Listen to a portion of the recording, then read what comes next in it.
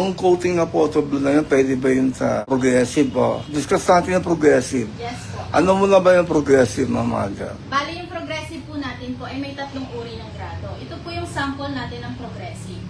Yung taas ng portion po is pang distance, yung gitna po is pang computer distance, yung baba naman po ay pambasa. Pero hindi na po kita yung linya sa baba. Okay, yun yung progressive. Yung bifocal lang tinatawag. Ang bifocal po is doble vista. Ito po yung dalawang uri ng grado. Yung taas na portion is pang distance, tuloy baba na po siya ng pambasa. At kita po yung linya sa baba. Okay. Applicable lahat ng coating na yan. Yes na? po. Lahat po ng dinemo ko po ay pwede po sa lahat ng lens po. Ayan. Kung nalalabuan ka na sa eyeglass mo, mag-comment kayo ng kita at ibibigay namin ang details para sa libreng reading eyeglass. 950 pesos, first time customer discount. At buy one take 3 eyeglass promo namin.